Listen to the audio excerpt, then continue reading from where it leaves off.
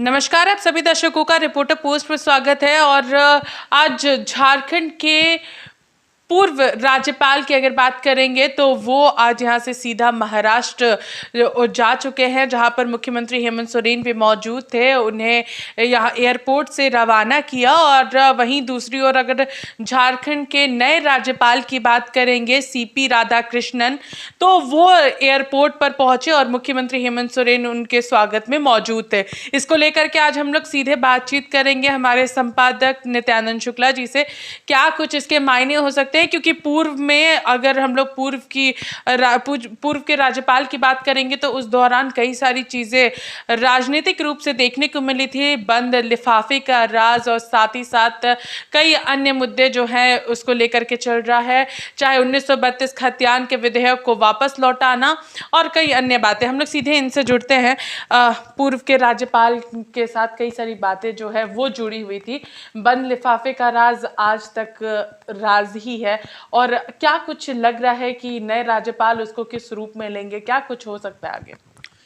देखिए, रमेश बैस जब आज झारखंड से उनकी विदाई हुई है तो आपको एक चीज़ बता दें कि झारखंड में हमें लगता है कि जब वो महाराष्ट्र में लैंड कर रहे होंगे तो महाराष्ट्र में एक बड़ी खबर आ रही है, एक भूचाल आया है।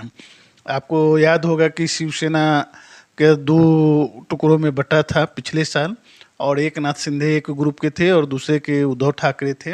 तो दोनों पर एक चल रहा था कि असली शिवसेना किसका है और तीर जो धनुष और तीर निशान है वो किसका है। हालांकि झारखंड में तो ये जेएमएम का है। तो आज इलेक्शन कमीशन ने अपना निर्णय दे दिया है और उद्धव गुट जो है, जो यहाँ के मुख्यमंत्री हैं, उन्हें ही असली शिवसेना का रूप में मान्यता प्रदान की है। और तीर धनुष जो निशान था वो अब एक नाथ शिंदे के जो शिवसेना है उनको ये मिल जाएगी। तो रमेश बैस झारखंड में एक भूचाल क्रिएट किए थे और महाराष्ट्र में उनके लैंडिंग के पहले एक दूसरा भूचाल देखने को मिल रहा है।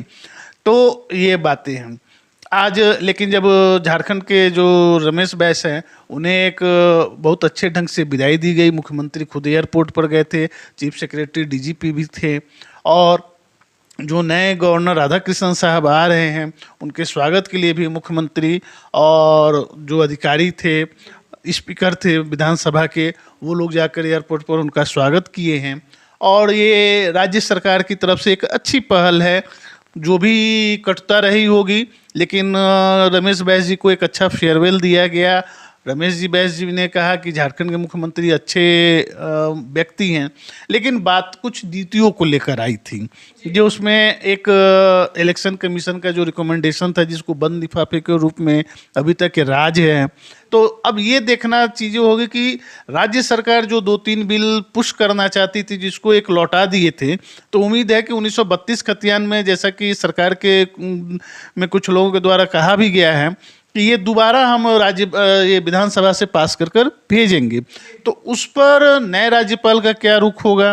दूसरा, जो रिजर्वेशन ओबीसी का बढ़ाया गया है और उस पर वो उसको 9वीं सूची में डालने के लिए केंद्र को भेजते हैं या अपने पास रखे रहते हैं।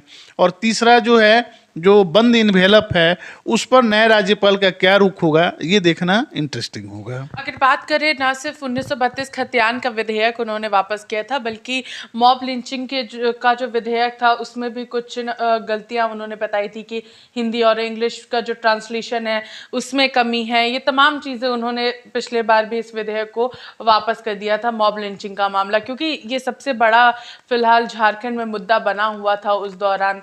तो इस विधेयक की काफ़ी ज़्यादा ज़रूरत फिलहाल झारखंड में थी। देखिए, मॉब लिंचिंग विधायक था, वो टेक्निकल ग्राउंड पर हुआ था। चूँकि मॉब लिंचिंग, चलिए ठीक है, सुप्रीम कोर्ट का भी इस पर कुछ टिप्पणी आया था, तो मॉब लिंचिंग एक इशू है। लेकिन जो झारखंडियों से कनेक्ट करने वाला इशू है वो है आपको 1932 खतियान आधारित स्थानीय नीति, क्योंकि जिस पर सबकी निगाहें बनी हुई हैं। दूसरा, जो ओबीसी है, जो झारखंड जब से बना है तब से मांग कर रहा है कि उनका रिजर्वेशन 14% से बढ़ाकर 27% किया जाए। तो ये जो दो विधेयक है ये बहुत इम्पोर्टेंट है।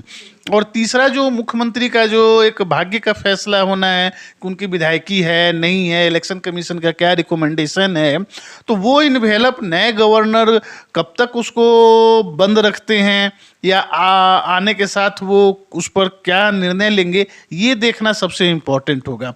क्योंकि क्या है कि मॉब लिंचिंग ही नहीं, उन्होंने उसके अलावा कुछ और बिल्स को भी लौटाया है, तो वो चलिए कुछ टेक्निकल इश्यूज हैं वो रेक्टिफाई कर कर चले जाएंगे, लेकिन राज्य सरकार के द्वारा और जो झारखंडियों का एक ये है वो फोकस कहीं ना कहीं 1932 का खतियान आधारित स्थानीय नीति, ओबीसी का रिजर्वेशन बढ़ाना और वो जो इलेक्शन कमीशन का रिकमेंडेशन जो बंद इन्वेलप में है उसमें क्या राज है वो जानने में सबका दिलचस्पी है। क्या लग रहा है जिस तरीके से पिछले दिनों राजनीतिक उठापटक और राजनीतिक हलचल जो है वो काफ़ी तेज थी उस बंद लिफाफे को लेकर के, तो अगर नए राज्यपाल आते साथ उसको लेकर के कुछ फैसले लेते हैं या उस बंद लिफाफे का राज सामने आता है तो एक बार फिर से क्या झारखंड में राजनीतिक अस्थिरता जो है वो साफ तौर पर नजर आएगी? देखिए, मुझे लगता है कि जो इशू है उस इशू पर आज तक किसी की विधायकी गई नहीं है। और रही बात कि उसमें ठीक है क्या बातें हैं, अब इलेक्शन कमीशन ने क्या रिकमेंडेशन किया है, और दूसरा एक चीज़ है कि जो नए गवर्नर आते हैं वो राज्य के साथ किस तरह के संबंध को लेकर चलना चाहते हैं, ये भी पर्सन टू पर्सन वेरी करता है। ठीक है, केंद्र में बीजेपी की सरकार है, लेकिन हम लोग देखेंगे कि बहुत सारे जगह पर क्या है कि केंद्र राज्य सरकार और गवर्नर के बीच में खटपट होते रहता है, लेकिन साथ ही ऐसे बहुत सारे राज्य हैं जहां विपक्षी पार्टियों की सरकार है लेकिन फिर भी उस तरह का कोई खटपट बहुत बड़ा देखने को नहीं मिलता है। तो वो पर्सन टू पर्सन वेरी करता है।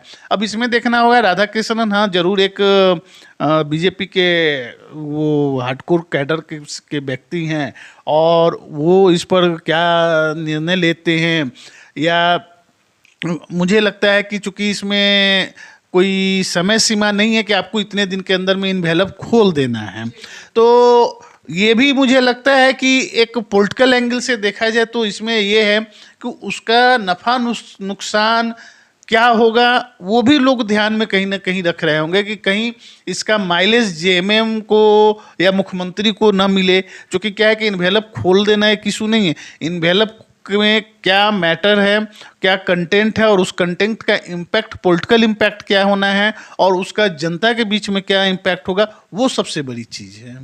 तो आज हम लोगों ने तमाम जो राज्यपाल से जुड़े मुद्दे हैं उस पर चर्चा की है कि आखिर जो बंद लिफाफे का राज है वो आते साथ नए राज्यपाल, झारखंड के नए राज्यपाल सीपी राधाकृष्णन जो है वो खोलते हैं और कुछ बड़ा फैसला लेते हैं।